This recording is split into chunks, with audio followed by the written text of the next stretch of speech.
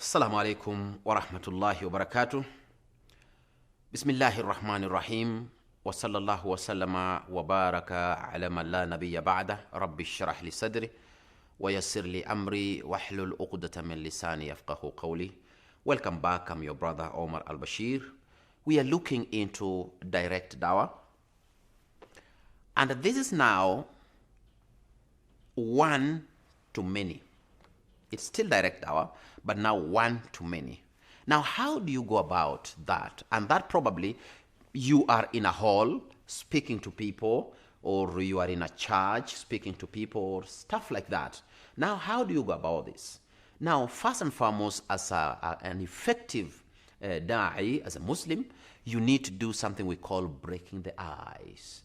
You know, you have people gathered there. There are so many, and you never know what they're thinking. Some of them are so much stressed up. Some of them do not actually know what they should expect from you. And as a Muslim, they always think that we are so hard to deal with.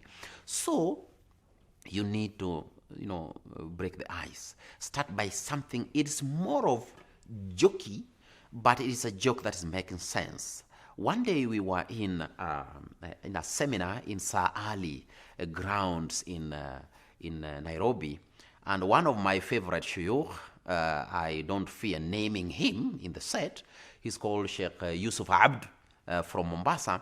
He was called to the podium, and he was to give his lecture, and unfortunately those who sat the microphones and the podium itself, it was a little bit higher than him, because he wasn't as blessed as I am with the height, and therefore when he went to the microphone was above his head. It was like, what is this now? So just that alone, the hall was burst with laughter. So that is how you sometimes try to crack their ribs and get their attention into what you want them to hear. Then you should establish bonds with your audience.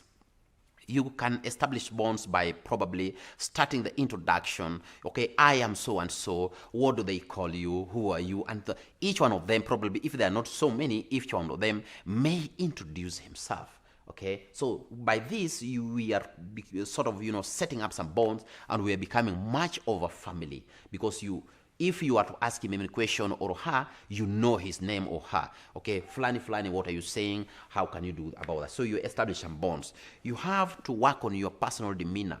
You have to, you could be stressed up, yes, but don't show that you are so much stressed up. Sometimes you could be having that stage pressure. Don't show that you have just been, astonished by that. No, just bring some positive demeanor of yourself, and you're going to work it out. As I said earlier in other segments, you have to start with the commonalities. You have to keep it simple. You have to keep it short. Don't be too long in your explanations or in your presentation. Be short, and try also to engage your audience. When you are talking to your audience, make sure you engage them so that they feel part and parcel of your program. This will make them love your program, love your dawah, because midway they may be chipping in some questions and asking you, okay, now, Mr. Facilitator, or whoever you call yourself, what do you think if this and this was to happen? And that will make it much more interactive, and I think that's even much better.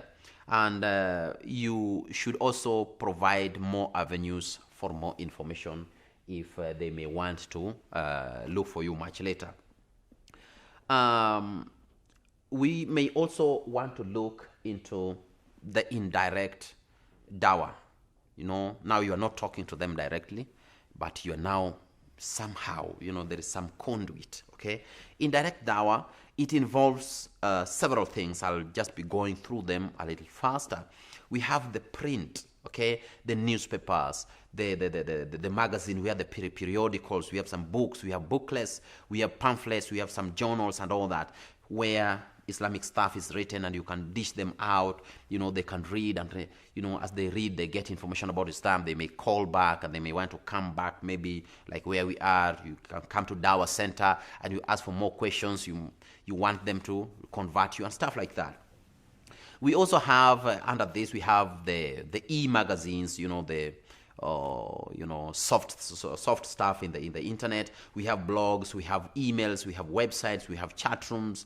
We have posters, we have billboards, we have news groups, we have several things, signs and all that, where you can get the information of Islam, and you can also do dawah through that. Okay, you can just write something and you post it on social media and stuff like that, and people will read and they will be excited and interested, and they may want to ask you some questions about Islam, and you will help them, and who knows, they may convert in the process.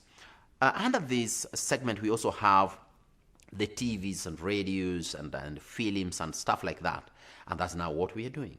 We are on TV, and therefore those who are going to watch, you are listening through TV. This is an indirect dawah.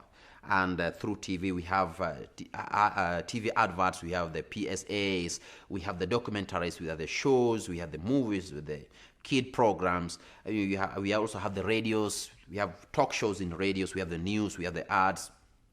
And in films, we also have the animated films, short films, commercials, and the epics and stuff like that. We can work on something Islamic to fit into these segments, so that we spread Islam where it needs to go. We also have publicity in that indirect dawah segment. We have events where you are indirectly related, okay? Where you can even address them on teleconferencing, if there is that facility. You give lectures to them, or you just, give a presentation to them. When you have that kind of a setup, or you are called to maybe a press conference, television or radio or stuff like that, there is a way you can actually conduct yourself when you are with them.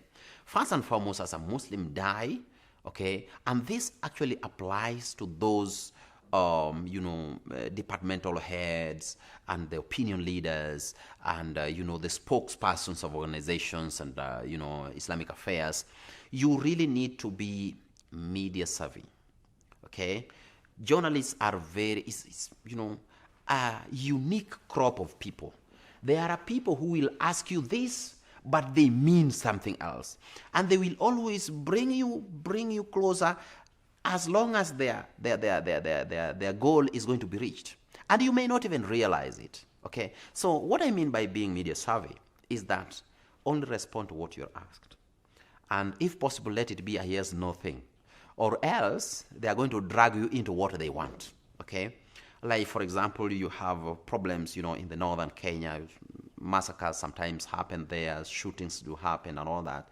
And they can trick you into this, and they want to ask you, they can, coin some sort of a question just to make you get into that mess wholesale when you don't know it. So you have to really be media savvy. You have to stick to your message, the message that you want to send out there to the media people. You have to stick to it. Do not keep on jumping here and there. They are going to mess your plan, and you're going to mess up. Therefore, you really need to stick to that message. Whatever they ask you, answer to that and keep cool, okay? Or if you were to do a presentation, just make sure it is that. If it's a question that you are asked, make sure you answer to it and it is done. So stick to your message. You also need to actually repeat whatever you were telling them. You repeat it and repeat it and repeat it, so that they get the message, they get the core of whatever you wanted to tell them. So you have to repeat it and repeat it and repeat it. And do not argue, nor quarrel with them, nor even insult them and etc., especially when you are on set. It's very, very bad.